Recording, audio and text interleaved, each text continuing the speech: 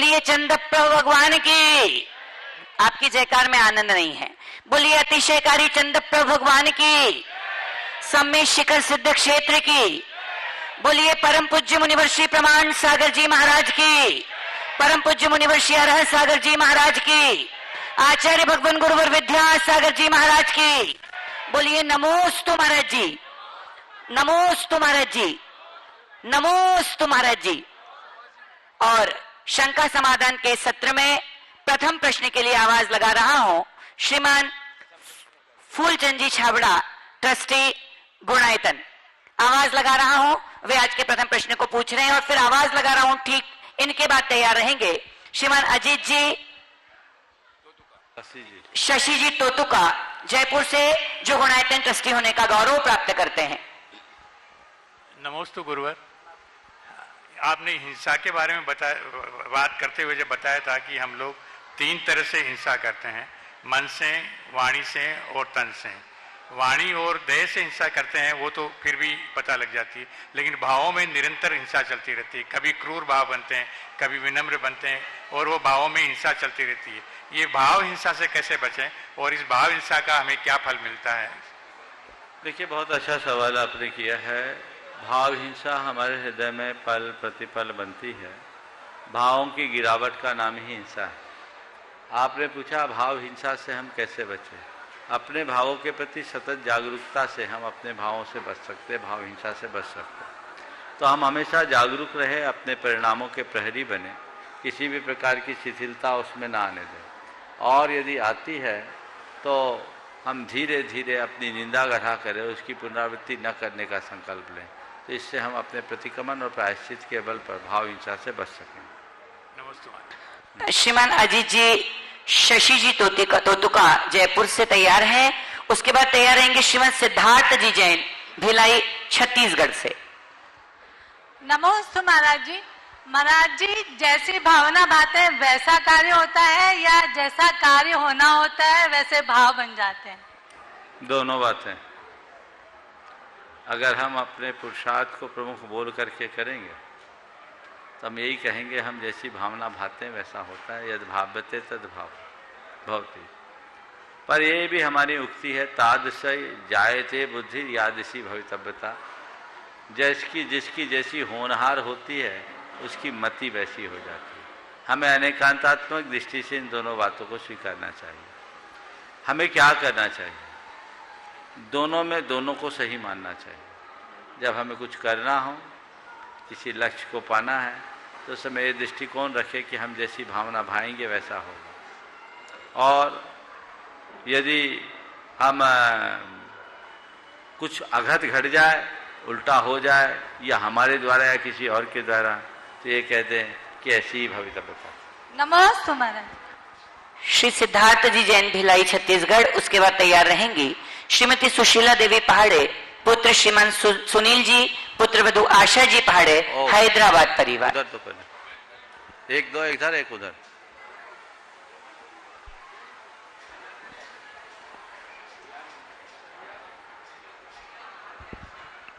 महाराज जी, मेरे और मेरी पूरी परिवार की ओर से नमोस्तु नमोस्तु नमोस्तु। महाराज जी, मेरा प्रश्न यह है कि हम सब जीवों का एक ही लक्ष्य होता है, मोक्ष की प्राप्ति। पर महाराज जी, हम इन संसारिक जीवन में अपने बहुत सारे लक्ष्य बना लेते हैं, जैसे डॉक्टर, आईपीएस, आईएएस, पर और ये सारे लक्ष्य प्राप्त भी नहीं हो पाते और हम बिना कुछ सोचे समझे इन लक्ष्यों के पीछे अपना जीवन व्यर्थ कर देते हैं। पर महाराज जी, हम सबको जाना मोक्ष ही है, तो महाराज जी हमारा एक सच्चा लक्ष्य क्या होना चाहिए और उसे प्राप्त करने के लिए हमें किन किन बातों का ध्यान रखना चाहिए? देखिए, सच्चा लक्ष्य तो हमारा मोक्ष का ही है, वही हमारा अंतिम लक्ष्य होना चाहिए। और जिसके हृदय में उस लक्ष्य के प्रति प्रगाढ़ आस्था होती है, वो इधर उधर कहीं डगमगाता ही नहीं। हम दूसरे लक्ष्यों की तरफ तभी आकर्षित होते हैं जब हमारा मोक्ष का आकर्षण कम हो जाता है। जिसके अंदर वैराग्य की प्रबलता होती है, उसे कुछ नहीं चाहिए। राज पाट वैभव सब उसे व्यर्थ दिखते हैं, उसे एक ही चीज़ दिखती है, वह उसका लक्ष्य है। लेकिन जब तक हमारे भीतर राग भाव है, तब तक व्यक्ति अपनी अपनी रागान्वित वृत्ति के कारण अलग अलग लक्ष्य निर्धारित करता है और अपने द्वारा निर्धारित लक्ष्य के अनुरूप जो कुछ भी उसे हासिल होता है उसे ही वो अपने जीवन की उपलब्धियां मान करके फूलता रहता है। ये जीवन की एक भयानक भूल है, इससे हमें बचना चाहिए। तो महाराज जी, लोग कहते हैं कि लौकिक शिक्षा के साथ साथ धार्मिक शिक्षा को भी की जरूरत पड़ती, तो इन दोनों को बैलेंस कैसे करें? ये लोग कहते हैं, परमार्थ नहीं कहता। हमें अपनी आत्मा का कल्याण करना है, जी महाराज जी। तो हमें लौकिक शिक्षा की जरूरत नहीं है, शिक्षा की जरूरत है। हाँ, नमोस्तु महाराज। अगर हम लौकिक शिक्षा लेते भी हैं तो अपने लक्ष्य को सामने रखकर ज्ञान को निखारने और तत्व को अच्छे से प्रतिपादित करने के भाव से भले हम उसे अर्जित करें, लेकिन मोक्ष के लिए ये सब जरूरी नहीं। समझ गए? चलिए। हाँ, श्रीमती सुशीला देवी पहाड़े, पुत्र सुनील जी, पुत्र वधु आशा जी पहाड़े हैदराबाद से। उसके बाद तैयार रहेंगे डॉक्टर श्री सुधीर जी, राजुल जी, आभा जी, मनन जी छाबड़ा, पांडु गुवाहाटी से। नमोस्तु गुरुवार, नमोस्तु गुरुवार। ये मुझे बहुत दिन से इच्छा है कि भक्तामण जी की बहुत महिमा गाई जाती है।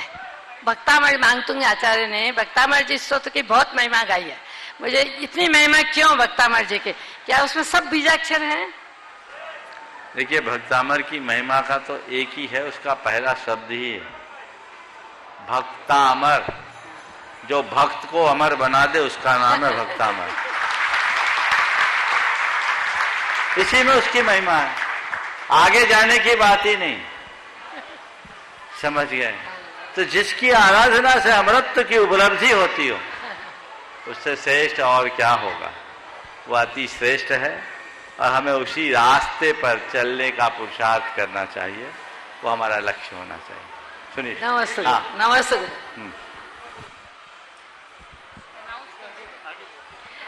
नमस्ते महाराज जी।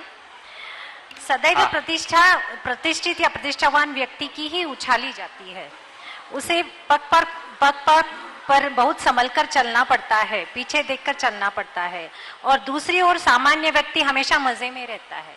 ऐसा क्यों? मैं आपसे पूछता हूं, सावधानी किसे रखनी पड़ती है? जो हिमालय पर चढ़ता उसे, या किसी घाटी में लुढ़कता उसे?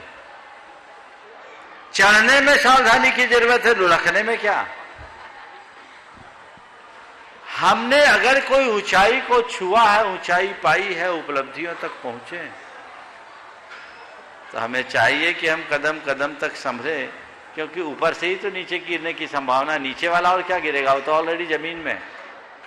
जो पहाड़ पर चढ़ रहा है उसे सावधानी की जरूरत है, जो जमीन पे पड़ा वो तो पड़ा ही है। तो प्रतिष्ठा पर आंच उनकी ही होती है जिनकी प्रतिष्ठा हो। जिनके पास प्रतिष्ठा ही नहीं, उनकी आंच कैसे? अरे चोरी तो सेठ के यहां होगी, फकीर के यहां थोड़ी होगी। है नहीं तो क्या होगी? तो तुम्हारे पास प्रतिष्ठा है, इसलिए आंच है, स्वाभाविक वृत्ति है। इस बात को लेकर घबराना नहीं चाहिए। हाँ, एक बात दिमाग में रखना चाहिए, गाड़ी जितनी तेज चलती है धुआं भी उसी अनुपात से निकलता है ना? गाड़ी जितनी तेज चलती है धुआं भी उसी अनुपात से निकलता है। हमारा ध्यान गाड़ी की गति पर होना चाहिए, पीछे उड़ने वाली धुएं या धूल पर नहीं। बस ये हम ध्यान में रखेंगे तभी कुछ पाएंगे। ये तो स्वाभाविक है। जो अच्छे लोग होते हैं उनकी ही आलोचना होती, बुरे की नहीं। मैं तो कहता हूं तुम्हारा कोई नया आलोचक पैदा हो तो समझ लेना कोई नया गुण पैदा हुआ होगा। होने दो, आलोचना करने दो। आचार्य श्री ने बहुत अच्छा हाइकू लिखा, आलोचन से लोचन खुलते सो स्वागत है। आलोचन से लोचन खुलते सो स्वागत है। बस ये स्वागत करो, घबराना नहीं। हाँ। नमोस्तु महाराज श्री। मेरा यह प्रश्न है कि 8 साल से छोटे बच्चे अभिषेक क्यों नहीं कर सकते हैं? बहुत अच्छा सवाल। 8 साल से कम उम्र के बच्चे अभिषेक और आहार दान आदि मुख्य धार्मिक क्रियाएं क्यों नहीं करते? हमारे अंदर जब तक अपनी आत्मा के हिताहित की समझ न हो, तब तक हम इस तरह की क्रिया नहीं कर सकते। समझ गए? तो छोटे बच्चों का जो माइंड है वो पूरी तरह डेवलप नहीं होता। 8 साल की अवस्था तक पहुंचने के बाद उसके अंदर इतनी समझ आ सकती है कि वो मुनि बनकर केवल ज्ञान भी प्राप्त कर ले। तो इसलिए जिस उम्र में सम्यक दर्शन को प्राप्त करने की योग्यता आती है, उसी उम्र से विशेष धार्मिक क्रियाएं करते हैं। समझ गए? इसलिए 8 वर्ष तक ट्रेनिंग लो और 8 वर्ष के बाद उसे पूरा कर दो। सभी बच्चों से मैं कहता हूँ, जिस दिन उनका 8वां वर्ष पूरा हो, उस दिन अपने दिन की शुरुआत प्रभु आराधना से करो, गुरु भक्ति से करो। इससे जीवन सफल होगा। हाँ, नमोस्तु गुरुदेव। डॉक्टर गुरुदेव, मेरी एक शंका है या मेरा मार्गदर्शन कीजिए गुरुदेव। जो आजकल के बच्चे हैं उनको हम कितना भी संस्कार दे ले, कितनी भी कोशिश कर ले, पर जो आज की शैली है बच्चे लोग मोबाइल लैपटॉप दिन भर लगे रहते हैं। हम लोग मना कर करके भी थक जाते हैं कि नहीं देखो आप मंदिर में आए हो, भगवान के दर्शन करो, लेकिन वो लोग छोड़ते ही नहीं है। तो महाराज गुरुदेव मेरा मार्गदर्शन कीजिए कि मैं क्या करूं। बच्चों से मोबाइल छोड़ो, लैपटॉप छोड़ो कहना बंद करो। छोड़ो छोड़ो कहने से उनके मन में ज्यादा आकर्षण होता है। इसकी जगह उन्हें ये बताओ कि हमें करना क्या है। नकारात्मक बातें बताने की जगह, निषेधपरक बातें करने की जगह अगर विधायक बातों पर बच्चों का ध्यान केंद्रित किया जाए, क्या हो गया? सब हाँ, चलाने दो, चलाने दो। आजा बेटा, इधर आ, इधर आ, इधर आ मेरे पास। गुरुदेव शायद ये सारी माताओं की परेशानी होगी कि हाँ, बच्चे इधर आ जा, लोग इधर आ जा, मोबाइल मेरे पास बिल्कुल आ। नहीं छोड़ते। देखो सुनो, इधर आ, जल्दी से आ जाओ। मोबाइल लेके आओ, मोबाइल लेके आओ, मोबाइल आ जाओ। डरो नहीं, डरो नहीं, डरो नहीं, आओ तो।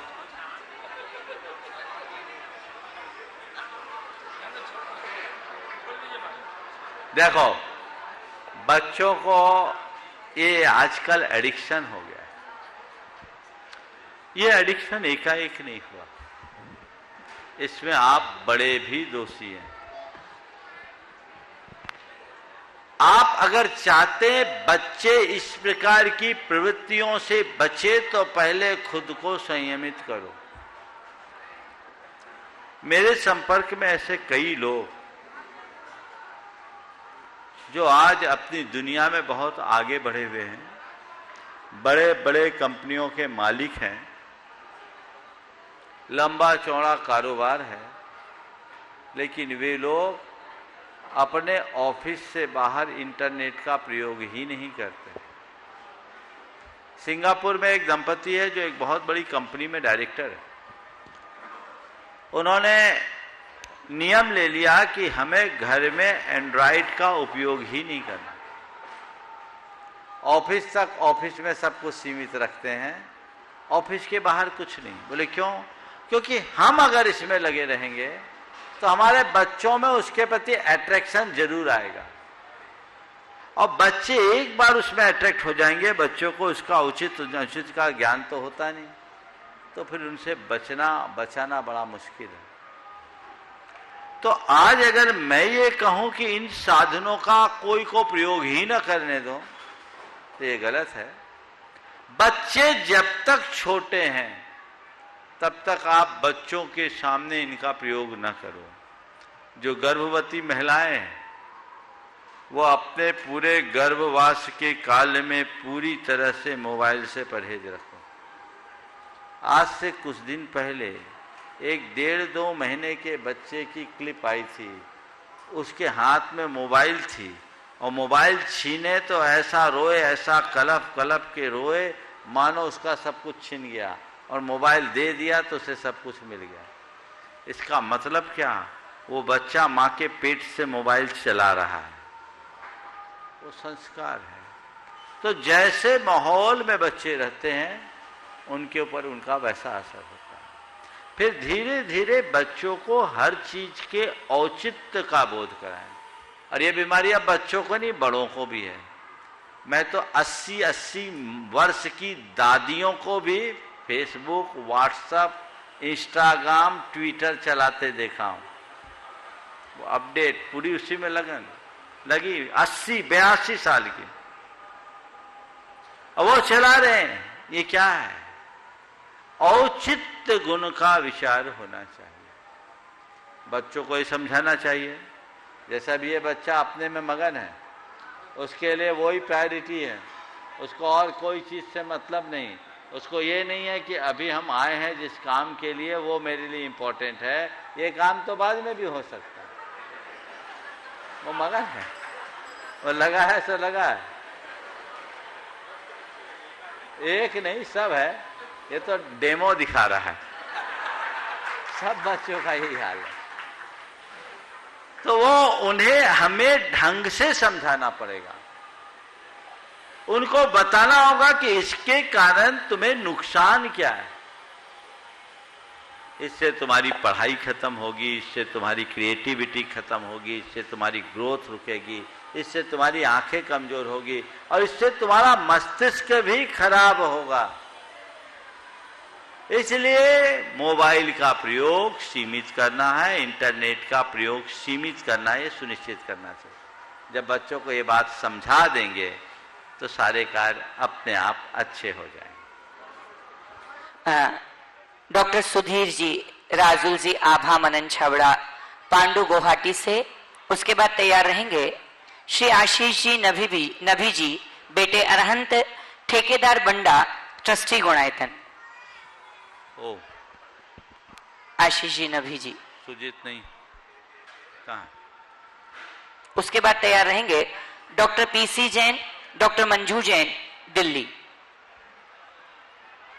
दुई महाराज जी के चरणों में त्रिवार नमोस्तु नमोस्तु नमोस्तु। महाराज जी कहते हैं कि सुख इंसान के अहंकार की परीक्षा लेता है और दुख इंसान के धैर्य की। दोनों परिस्थितियों में भी जो व्यक्ति मतलब सामंजस्य स्थापित करता है वही सफल जीवन जीता है।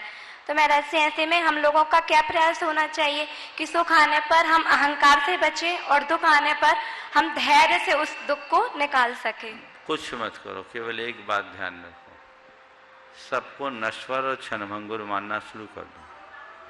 सुख भी नश्वर है, क्षणभंगुर है, 2 पल की बात है। आज है, कल रहे न रहे, उस पर क्या अहंकार करना। और दुख है, वह भी अल्पकाल के लिए, क्षणभंगुर है, नश्वर है, उस पर हमें क्या अहंकार करना। जिसे जीवन की नश्वरता का बोध होता है उसके मन में न तो अहंकार आता है, न ही दुख की घड़ी में अधीरता। उसे लगता है बस थोड़े पल की बात है, कुछ पल में सब ठीक हो जाएगा, रात है प्रभात हो जाएगी। ये सोच अपने अंतरंग में जगा लीजिए, चीजें अपने आप ठीक हो। नमोस्तु Maharaj ji. Doctor DC Jain, doctor Manju ji Jain, Delhi. उसके बाद तैयार रहेंगे गुणायतन के ट्रस्टी श्री शौमिल जी रुचि जी सिंघई, दमोह। शैलेंद्र जी सोनाली सिंघई, दमोह, साथ में वो भी रहेंगे। गुरुदेव, आपके चरणों में मेरे और मेरे परिवार की तरफ से नमोस्तु नमोस्तु नमोस्तु। बोलिए। मैं एक्चुअली एक डॉक्टर हूँ और राष्ट्रीय स्तर पर मैं कम्युनिकेबल डिजीज़ के प्रोग्राम्स देखता था। कम्युनिकेबल डिजीज़ के प्रोग्राम देखता था, मलेरिया, डेंगू फीवर, ये बीमारियाँ मॉस्किटो से होती हैं, मच्छर से होती हैं।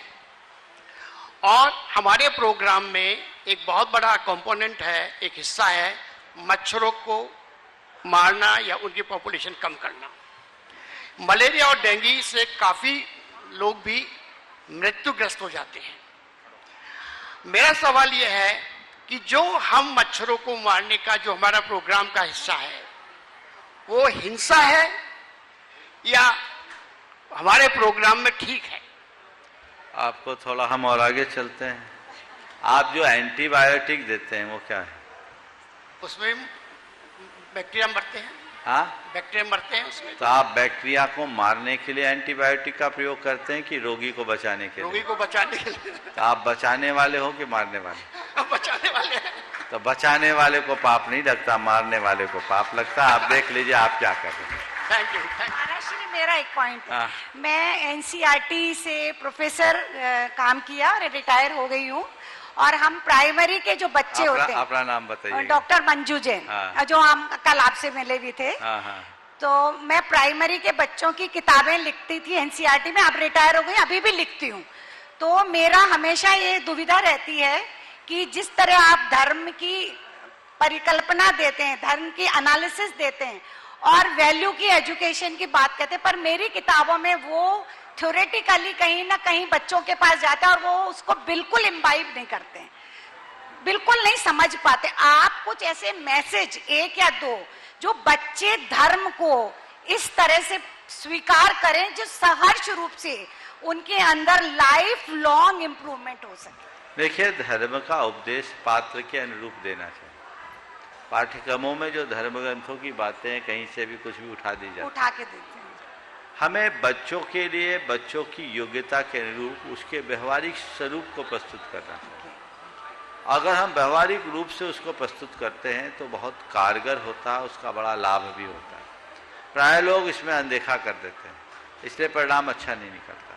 अभी प्रामाणिक समूह के द्वारा प्रामाणिक पाठशाला में बच्चों के क्रैश कोर्स किए गए और बहुत सफल हुए। कल ही एक बच्ची कह रही थी मुझसे कि महाराज जी जल्दी 3rd लेवल चालू कराइए, सीरीज थोड़ा सुन लेना, उसका रिक्वेस्ट था, है ना। ये श्री मनोज प्रामाणिक समूह के कोऑर्डिनेटर, एक बार खड़े हो जाओ दोनों लोग। ये लोग बहुत अच्छा काम कर रहे हैं। सबसे पहले तो एक बार आप लोगों को इन लोगों का स्वागत करना चाहिए। पूरे विश्व में 150 से अधिक वॉलेंटियर्स हैं प्रामाणिक समूह में, जो सब के सब मल्टीनेशनल कंपनीज में काम करने वाले हैं। वो समय निकाल कर पूरे के पूरे प्रामाणिक समूह के माध्यम से हर वर्ग के जीवन में धर्म की प्रभावना का कार्य कर रहे हैं। तो ये जैन धर्म को रेखांकित करके कर रहे हैं, और वैल्यू एडेड एजुकेशन होना चाहिए। और वह पारंपरिक तरीके से न होकर आज की टेक्नोलॉजी का इस्तेमाल करके होना चाहिए। यदि इस तरीके से होता है तो हम उसमें बहुत सफल होते हैं। पर सरकारी जो प्रवृत्तियां हैं उसमें केवल खाना पूर्ति होती है। और फिर हमारे देश में एक बड़ी बीमारी है सेकुलरिज्म का। कुछ थोड़ा हुआ तो सेकुलर सेकुलर हल्ला करना शुरू कर देते हैं। और पूरे पाठ्य पुस्तकों में, आप मेरी बात से संभवतः सहमत होगी, वामपंथी विचारधारा का प्रभाव ज्यादा है। और जब वामपंथी विचारधारा जुड़ जाती है तो हमारी संस्कृति हमसे दूर हो जाती है। आज जो कुछ हो रहा है उसके पीछे ये भी एक बड़ा कारण है। तो हमें भारत को भारत की तरह प्रस्तुत करना चाहिए। एक जमाना था जब ये सब चीजें हमारे मूलभूत शिक्षा के अंग थे। आज वो छिन्न भिन्न हो गए। हम उसे पुनर्स्थापित करें। नमस्ते महाराज। नमस्ते। और आप जैसे लोग अगर इसमें आगे आए तो बहुत अच्छा। हाँ, और आपसे मैं जुड़ी रहूंगी। बिल्कुल बिल्कुल बिल्कुल। डॉक्टर श्री सुधीर जी, राजुल जी, आभा जी, मनन जी छावड़ा, पांडु गुवाहाटी से अपना प्रश्न पूछ रहे हैं।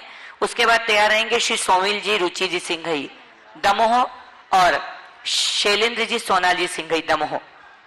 गुरुदेव के चरणों में मेरा और मेरे परिवार की तरफ से बारंबार नमोस्तु नमोस्तु नमोस्तु। गुरुदेव, मेरा ये क्वेश्चन है कि as you sow shall you reap. कहा जाता है कि जैसा बोओगे वैसा काटोगे। तो गुरुदेव, अगर कोई व्यक्ति किसी को गहरा दर्द देता है और उसके भरोसे और वादे को तोड़ता है तो उस पर इसका क्या परिणाम होगा और इससे उसका क्या फल मिलेगा? देखिए, किसी का भरोसा जीतकर उसे भरोसे और वादे को तोड़ना वादा खिलाफी विश्वासघात है। विश्वासघात एक बहुत बड़ा छल है, कपटपूर्ण व्यवहार। शास्त्रीय दृष्टि से बात करें तो ऐसा व्यक्ति तिर्यंच आयु का बंध करेगा, तिर्यंच गति का बंध करेगा, नीच गति का पात्र बनेगा। और विश्वास तोड़ने वाले व्यक्ति का मन कभी शांत नहीं है। तो हमें इस तरह की स्थितियां कभी नहीं होनी चाहिए। व्यवहारिक भाषा में हम कहें तो हम इसे ऐसा भी कह सकते हैं कि आज तुम किसी के साथ विश्वासघात करोगे तो कल तुम्हें किसी के विश्वासघात का शिकार होना पड़ सकता है, और वो शायद कहीं इससे ज़्यादा गहरा हो। तो हमें चाहिए हम दूसरों के साथ वैसा ही व्यवहार करें जैसा सामने वाले से अपने प्रति चाहते हैं। नमस्ते गुरुदेव, मेरा एक क्वेश्चन और है। डॉक्टर। नमस्ते गुरुदेव। डॉक्टर होने के नाते मैं आपसे एक प्रश्न करूंगा कि कोरोना के टाइम में या कोविड के वक्त में आप अपना क्या माने अनुभव रखते हैं, या भक्तगण जब भी आपके साथ आते हैं या समावेश होता है ऐसा, तो उसके बारे में आप क्या कहना चाहेंगे कि कोरोना है नहीं है तो क्या करना चाहिए? क्योंकि ये भक्त मंडल तो सब आएंगे आपके पास आपका दर्शन करने। देखिए, मेरा तो अभी भी कहना है कि अभी कोविड गया है, ये भ्रम निकाल दीजिए। यद्यपि सरकार की तत्परता ने काफ़ी कुछ नियंत्रित कर लिया है, वैक्सीनेशन जिस अनुपात से बढ़ा है उससे इसकी संभावनाएं कम हो गई, लेकिन हमें इसे कमतर नहीं आंकना चाहिए। पर मुझे बड़ा आश्चर्य होता है देखकर, जब आप लोगों के मास्क गोल देखता हूँ, लगभग गोल हो, सबके गोल हैं, ऊपर भी नीचे भी, वो ही नहीं बचा। ये हम तो कह कह करके थक गए, अब आप लोग थोड़े बेखौफ हो गए। नहीं, मैं पूरे देश को ये संदेश देना चाहूँगा कि इस समय हमें ज़्यादा सावधानी रखने की आवश्यकता और अपेक्षा है। इस समय की सावधानी हमारे लिए बहुत लाभ देगी। कहते सावधानी हटी दुर्घटना घटी। अभी जब तक ये कोविड पूरी तरह से जाता नहीं है, आपका मास्क उतरना नहीं चाहिए। आप तो डॉक्टर हो, डॉक्टर लोग ये कहते भी हैं, विशेषज्ञ ये कहते हैं कि वैक्सीन से भी ज़्यादा प्रभावी मास्क है। तो ये आप रखिए, अपने आदत को बदलिए। 1-1.5 साल तो लोग किए, अब डंडा का जहां डर है वहां मास्क है, बाकी जगह वो गले का हार है। ये ठीक नहीं है। भावना भाई है कि महामारी जल्दी जाए, लेकिन थोड़ी सी चूक बहुत भारी नुकसान कर सकती है। पूरे विश्व ने बहुत बड़ा नुकसान झेला है, देश ने भी झेला। पर एक बात ध्यान रखना है, देश से भी ज़्यादा आपने, आपके परिवारों ने झेला है। सरकार के लिए तो आंकड़ा केवल बदलेगा। जिस घर में एक भी व्यक्ति खोया, उस घर का पूरा स्वरूप बिगड़ जाएगा। तो हमें इन सब बातों को ध्यान रखना चाहिए और उसी अनुरूप व्यवहार करना चाहिए। नमोस्तु गुरुदेव। आगे श्रीमान सौमिल जी, रुचि जी सिंघई, ट्रस्टी गुणायतन, साथ में शैलेंद्र जी, सोनाली जी सिंघई दमोह। उसके बाद तैयार रहेंगे सोनू जी, सोनल जी, ट्रस्टी गुणायतन, जो मुंबई से हमारे बीच में है। कुंडलपुर की बड़ी बाबा की जय, संत शिरोमणि आचार्य गुरु श्री विद्यासागर जी महाराज की जय, मुनि श्री प्रमाण सागर जी अलय सागर महाराज की जय।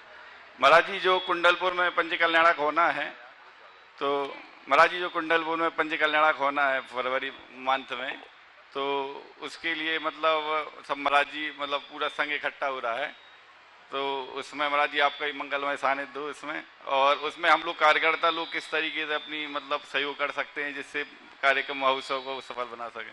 आज से कुछ दिन पहले ये सवाल आया था, सवाल नहीं, इसे तो भाव कहूँगा, और मैंने अपना मनोभाव उस दिन प्रकट कर दिया। कुंडलपुर का महोत्सव होना है, ये तय है। आपने सुना, हम भी सुन रहे हैं, और पूरे संघ को आना है, ये भी हमने सुन रखा है, आपने भी सुन रखा है। जब पूरे संघ को आना है तो फिर हमें भी आना होगा। पर ये हमारे हाथ में तो है नहीं ना, ये किनके हाथ में पता है ना आपको। बस जिनके हाथ में है, जिनको भी निर्देश मिलेगा सभी जाएंगे। कुछ दिन पहले मैंने बताया था कि 2001 में जो पंच कल्याणक हुआ था, 2021 का पंच कल्याणक उससे 21 होना चाहिए, और बहुत तत्परता के साथ लग करके चलना चाहिए, तभी हम सफलीभूत हो सकेंगे।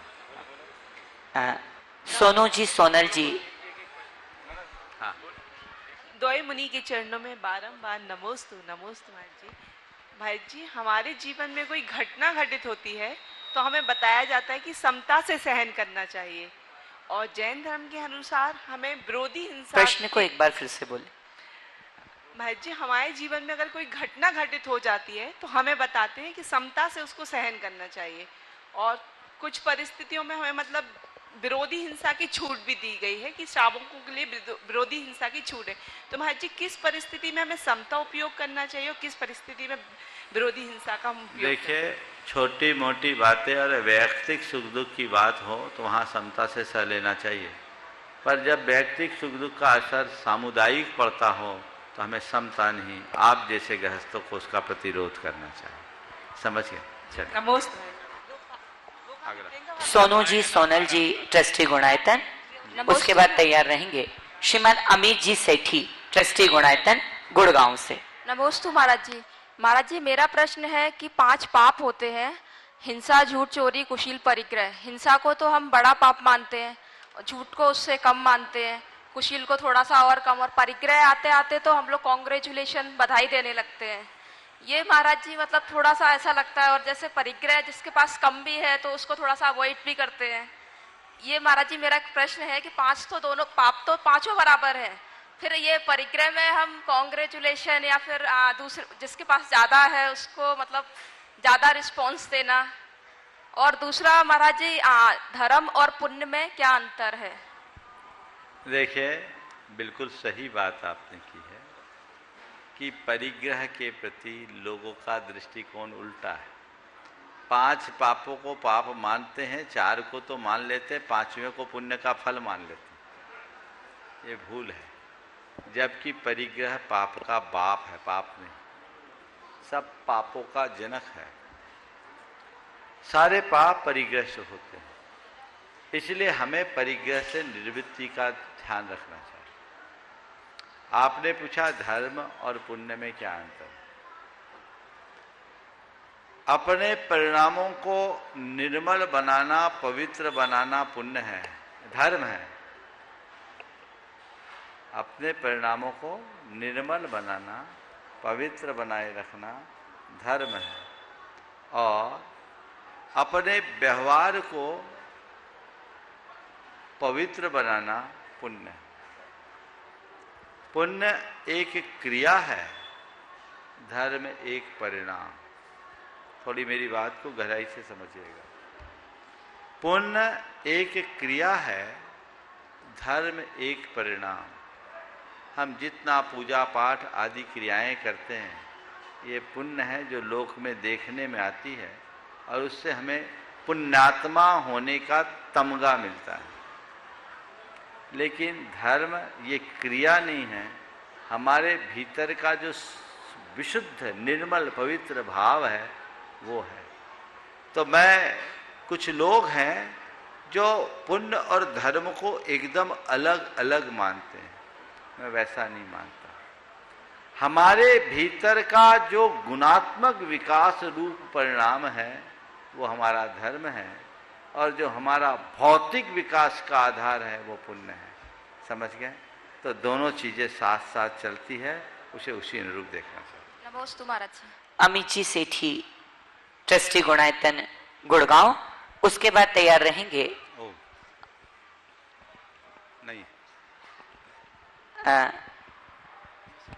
नहीं अगला मैं आवाज लगा रहा हूं, हर्ष जैन, चंदेरी, और उसके बाद तैयार रहेंगे राखी जैन, तेंदुखेड़ा। नमोस्तु गुरुदेव। गुरुदेव के चरणों में कोटि कोटि नमोस्तु। महाराज जी, यह प्रश्न मेरे मित्र का है जो कि ज्ञानोदय भोपाल में पढ़ता है कि महाराज जी, हम जैन दर्शन एवं जैन धर्म में अपनी समझ को विकसित कैसे करें? क्योंकि जब हम जैन दर्शन को देखते हैं तो हम अंतरंग की पवित्रता को नहीं देख पाते, और जब हम जैन धर्म की बात करें तो जो उसके मूल सिद्धांत हैं हम उसको सही से नहीं समझ पाते। तो महाराज श्री, इन दोनों में हम समन्वय कैसे बनाएं और इन दोनों में अंतर क्या है? दर्शन और धर्म के अंतर को समझ लो, सब समझ में आ जाएगा। दर्शन का मतलब विचार है और धर्म का मतलब आचार। जो हमारी चर्या में दिखे वो धर्म है, और जो हमारे विचारों में पले वो दर्शन है। जब तक हमारे विचार शुद्ध नहीं होंगे, हमारे आचारों में स्थिरता नहीं होगी। तो विचारों की शुद्धि के साथ जब हम आचार में निर्मलता रखते हैं तो हमारा काम चल सकता है। धर्म और दर्शन दोनों एक दूसरे के पूरक हैं। बिना विचार के आचार वैसा ही हैं जैसे बिना रीढ़ का व्यक्ति। समझ गए? बिना रीढ़ का व्यक्ति चल नहीं सकता। दर्शन हमारे जीवन का मेरुदंड है, उसके बाद हम चलने में समर्थ होते हैं। लेकिन मेरुदंड तो अच्छा हो, पैर नहीं हो तो भी नहीं चल पाएंगे। तो आचार हमारे जीवन का चरण है, आचरण जिसके बल पर हम आगे बढ़ सकते हैं। नमोस्तु महाराज। ओम।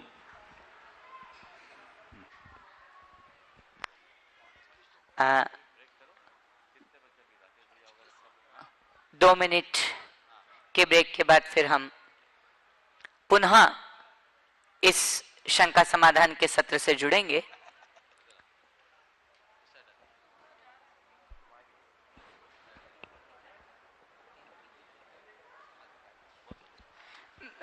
और निश्चित जितने लोग नीचे के विदित है, प्रतिदिन लोग गुणायतन से जुड़कर के अपने जीवन का सर्वश्रेष्ठ लगा रहे हैं। अपनी चंचला लक्ष्मी का सदुपयोग करके अपने जीवन का सातिशय पुनर्जन कर रहे हैं।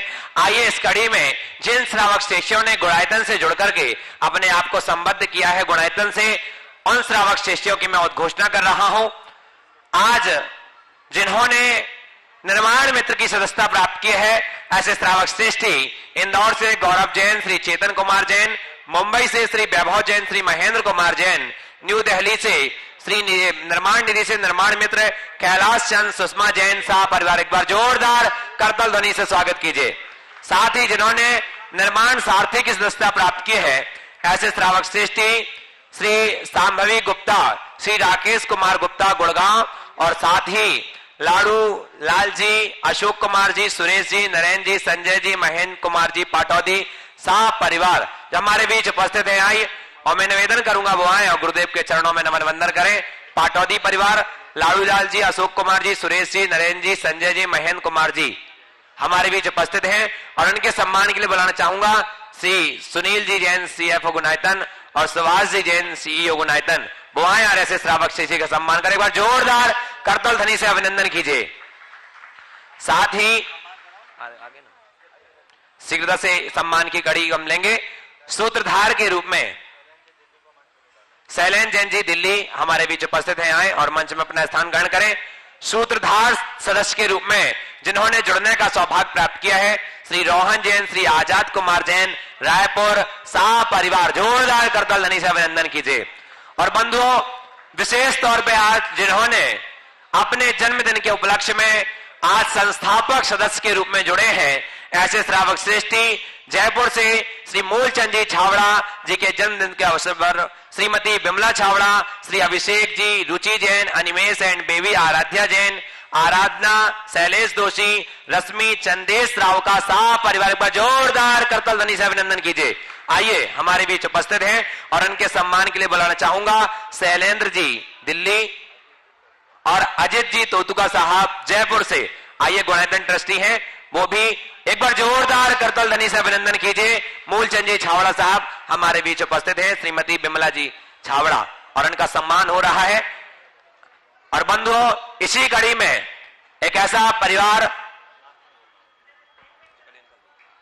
हमारे बीच में, एक और संस्थापक सदस्य के रूप में, ट्रस्टी के रूप में जिन्होंने जुड़कर के आज अपना आपका गौरव बढ़ाया है, ऐसे दमोह कुंडलपुर से गुणायतन संस्थापक सदस्य के रूप में जुड़े हैं श्री संतोष जी, सुशीला सिंघई, श्रीमती सुषमा सिंघई, श्री सुनील, संध्या सिंघई, श्री शैलेंद्र, सोनाली सिंघई, श्री शावन, अमृता सिंघई, श्री सौमिल, रुचि सिंघई, ब्रह्मचारी, श्रवण भैया, संभव, संकेत, सेजल, आगम, स्वस्ति, तीर्थिका, सोहम सिंघई, समस्त सिंघई परिवार पर जोरदार करतल ध्वनि से अभिनंदन।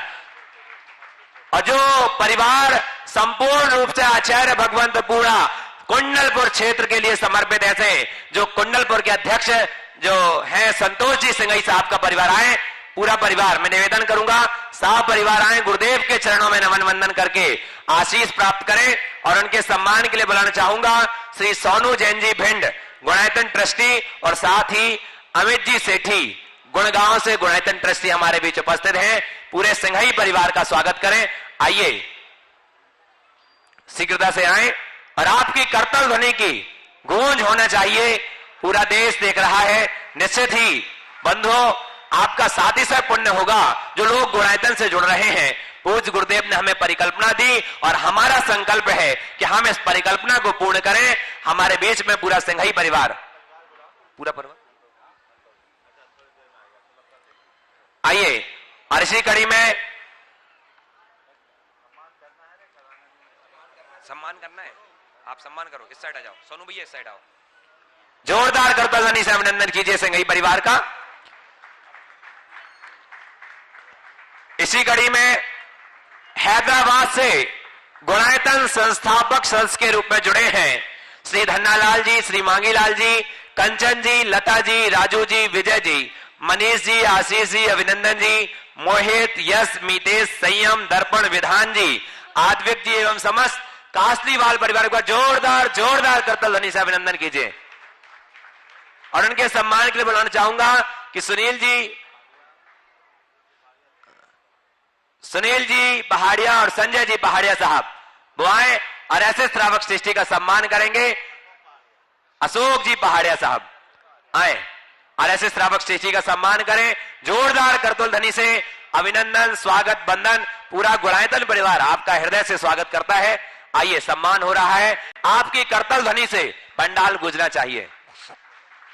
आइए बंधो, अब चलते हैं एक ऐसे श्रावक सृष्टि, एक ऐसा परिवार जो निश्चित ही पूज्य गुरुदेव ने अपने प्रवचनों में कहा कि आज पूज्य गुरुदेव ने जो गुणायतन की परिकल्पना दी, कहीं ना कहीं जो आदरणीय हैदराबाद के श्री बाबूलाल जी पहाड़े साहब जो एक बहुत बड़े निमित्त बने हैं इस परिकल्पना के, उन्होंने एक भाव प्रेषित किया था गुरुदेव के समक्ष और गुरुदेव ने ये परिकल्पना हम सबको दी है। ऐसा पूरा परिवार जो आज श्रोमणी संरक्षक के रूप में जुड़ा है, ऐसे श्रावक श्रेष्ठी श्री बाबूलाल जी, श्रीमती सुशीला देवी जी, पुत्र वधु अशोक जी, अलका जी, सुनील जी, आशा जी, संजय जी, सीमा जी, अविनाश जी, मोनिका जी, अरिहंत जी, श्रेया जी, सिद्ध जी, अद्विता एवं समस्त पहाड़े परिवार, बेटी जवाई श्रेया जी, कौशिक जी गंगवाल कोलकाता, बेटी जमाई श्री सुरेश जी, सुनीता जी कोलकाता, पवन जी, अनीता जी ठौलिया साहब हैदराबाद से जोरदार जोरदार करतल ध्वनि।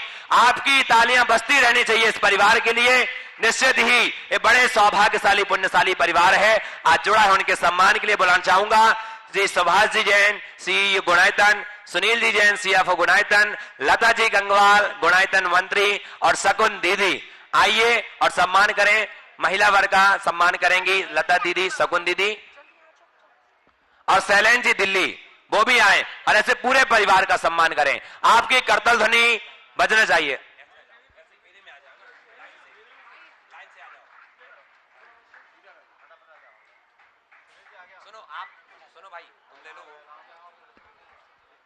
हाँ, जोरदार करतल ध्वनि से अभिनंदन कीजिए बंधु।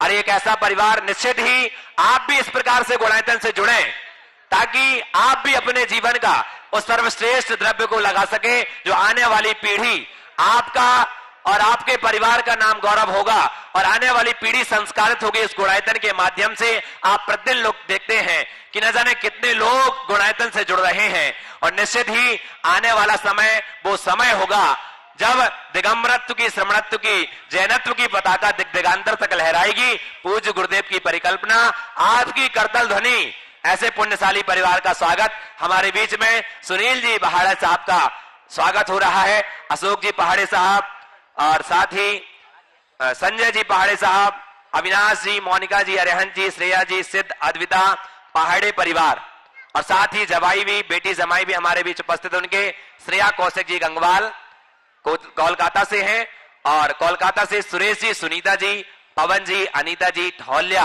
हैदराबाद से। आइए,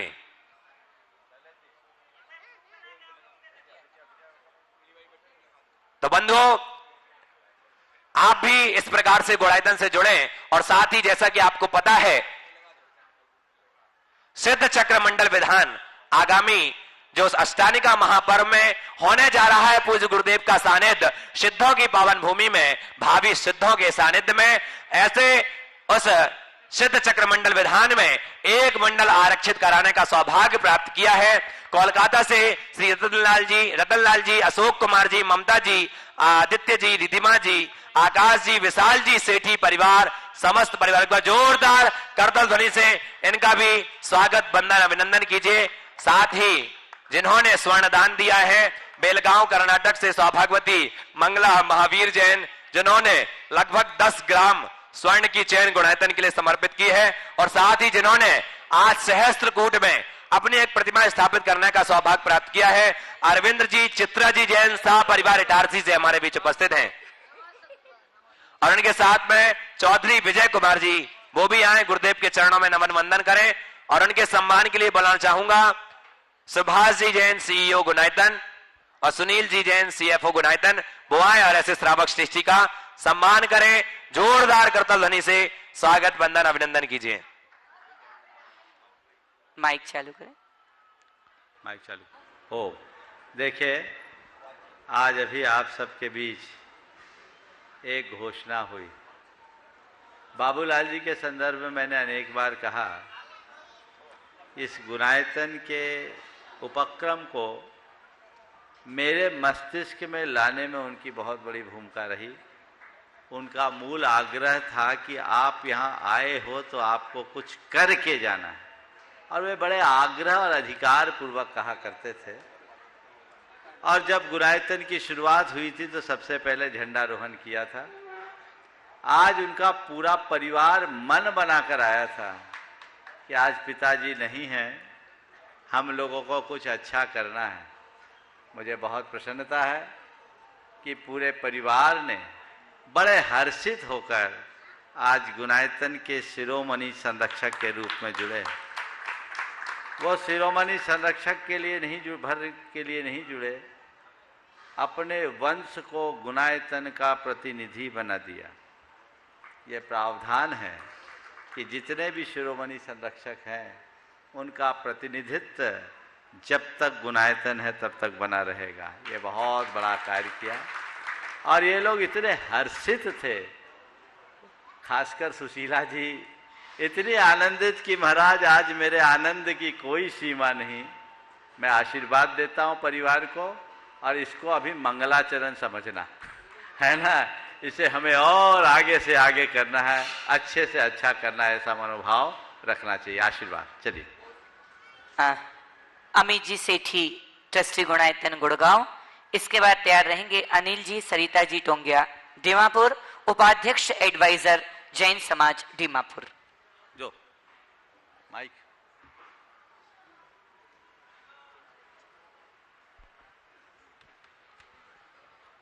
नमस्ते महाराज जी। मेरी शंका ये है कि हम किस हिसाब से नव युवक को धर्म की ओर जोड़े, जो महानगरियों में स्थित है।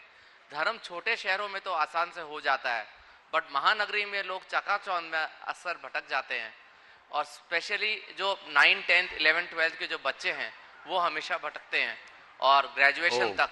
तो इसे हम कैसे जोड़ें? नई पीढ़ी को धर्म से जोड़ने के लिए हमें नया तरीका अपनाना होगा। आज की पीढ़ी परंपरागत तरीके से धर्म को स्वीकार नहीं करती। आज की पीढ़ी को अगर हम धर्म से जोड़ना चाहते हैं तो उन्हें हमें बड़े वैज्ञानिक और तार्किक तरीके से धर्म समझाना होगा। जब हम धर्म की बातों को एकदम वैज्ञानिक तरीके से प्रस्तुत करते हैं तो वो न केवल उनके हृदय को छूती है अपितु हृदय को बदलती भी। हम उन्हें धर्म की भाषा में बात करने की जगह लाइफ मैनेजमेंट का पाठ पढ़ाना सिखा दें तो वो हमारी बात को ज़्यादा आसानी से ग्रहण करेंगे। आज का युग मैनेजमेंट को ज़्यादा समझता है, हर चीज़ को मैनेजमेंट और इंजीनियरिंग से जोड़ लेते हैं। तो बच्चों को ये बताना चाहिए कि धर्म कोई क्रिया नहीं है, ये लाइफ मैनेजमेंट है और इनर इंजीनियरिंग है। हम अपने इनर इंजीनियरिंग को ठीक तरीके से समझें और उनको ये बात समझाने में यदि सफलीभूत हो जाते हैं कि वाकई में धर्म हमारे जीवन को किस तरीके से बैलेंस करता है और धर्म को आत्मसात कर लेने से हमारा जीवन कितना सध जाता है, यदि ये बातें हम आत्मसात करते हैं तो जीवन में बहुत बड़ा बदलाव, क्रांतिकारी परिवर्तन हो सकता है। लेकिन हम लोग कहीं न कहीं चूक करते हैं। हम धर्म को कोई क्रिया के रूप में देखते हैं। बेटा मंदिर जाओ, माला फेर लो, रात में मत खाओ, महाराजों को आहार दो, ये करो वो करो। इन बातों से बच्चे क्या बड़े भी बिगड़ जाते हैं। जबकि उनको हम अगर ये समझाने में सफल हो जाएं कि धर्म का वास्तविक रूप क्या है, अपने इमोशंस पर हमें कंट्रोल कैसे करना है, अपने बैड हैबिट्स पर हमें कैसे नियंत्रण लाना है, इन बातों को जब हम मनोवैज्ञानिक तरीके से बच्चों को बताएं और उन्हें बताएं कि हम अपने जीवन की ग्रोथ के लिए इनकी कितनी ज़रूरत है। आज आप देखिए कहीं भी, आप तो एक मल्टीनेशनल कंपनी से जुड़े हो, आप लोगों को भी जितने मोटिवेटर्स आते हैं तो क्या सिखाते हैं? मैनेजमेंट के क्रम में ये सब चीज़ें सिखाते हैं ना। ये गया कहाँ से है? धर्म से ही तो गया है। तो जब हम धर्म की बातों को आत्मसात करके इन बातों पर लोगों का ध्यान केंद्रित करते हैं तो निश्चित वह हमारे जीवन के लिए बहुत उच्च आदर्श बनता है। श्रीमान अनिल जी सरिता जी टोंगिया डीमापुर, एडवाइजर जैन स्कूल, उसके बाद राखी जैन तेंदुखेड़ा तैयार रहेंगे। गुरुवर को नमोस्तु, गुरुवर को नमोस्तु। बोलो। गुरुजी, आजकल शादी के बाद तलाक का और डाइवोर्स का चलन बहुत बढ़ चुका है, बहुत चल रहा है समाज में ये, और जिस तरीके से बढ़ रहा है आगे समाज को कैसे इसको रोका जाए इसके ऊपर विचार करना बहुत जरूरी है। किंतु एक आजकल एग्रीमेंट निकला है सरकार की तरफ से, शादी होने से पहले अगर दोनों कपल एक प्रीनप्टल नहीं, एक एग्रीमेंट का आजकल सरकार ने बनाया है, प्रीनप्टियल एग्रीमेंट। प्रीनप्टियल एग्रीमेंट बोल के सरकार बोलती है इसको एग्रीमेंट बनाइए, शादी के पहले दोनों कपल उसमें शादी साइन करेंगे, किसी भी तरह का विवाद हो दोनों में बाद में तो उसमें कोई भी किसी भी संपत्ति में क्लेम नहीं कर सकता है। एक कानून बन गया, ऐसा कानून है। इससे कोई भी, चाहे वो दुल्हन हो चाहे दूल्हा हो, ज्यादातर डिमांड देखिए, मैं एकदम बेधड़क होके बोलता हूं कि डिमांड आजकल दुल्हन की तरफ से या लड़कियों की तरफ से होती है। दूल्हा डिमांड नहीं कर सकता, वो क्या करेगा वहां पर डिमांड कर कुछ नहीं कर पाए। तो जो दुल्हन या लड़की जो डिमांड करती है, आज का प्रीनेप्टियल एग्रीमेंट का एक चलन चला है, शादी के पहले वो एग्रीमेंट करना पड़ता है। तो किंतु सवाल ये है गुरुजी की, ये बोलते हैं कि शादी के पहले अगर एग्रीमेंट लड़की से करवाते हैं तो शादी के बाद में उसके भाव वैसे रहेंगे कि नहीं रहेंगे, उस परिवार से उस तरीके से जुड़ पाएगी नहीं पड़ पाएगी। बहुत ही गंभीर मुद्दा आपने, मेरा ये आपसे कृपया इस पे आप, बहुत ही गंभीर मुद्दा आपने उठाया है। और आज अनेक परिवार, खड़े रहे, आज अनेक परिवार इन सब बातों की शिकार हो रहे हैं। इससे तो कई लोग विवाह करने से भी घबराने लगे। आज ही एक ने कहा मेरी बेटी 27 साल की होगी, वो शादी के नाम से डरती है क्योंकि 5-6 केस उसके सामने ऐसे आ गए। तो ये बहुत गलत है। हमारे यहाँ दो ही रास्ता है, विवाह या वैराग। तलाक तो हमारी संस्कृति का कलंक है, ये बाहर से आया है। हमारे यहाँ कभी विवाह विच्छेद की बात नहीं हुई, वैराग्य की बात हुई है। और ये हुआ, आज विवाह किया और कल सुबह निकल गया, ये भी हुआ, वो मान्य है। लेकिन ये तलाक कतई मान्य नहीं। अब इसके पीछे के सारे कारणों को हमें देखना होगा। अगर मैं इसे एक वाक्य में कहूँ तो इतना कह सकता हूँ, ये सब समझदारों का पागलपन है।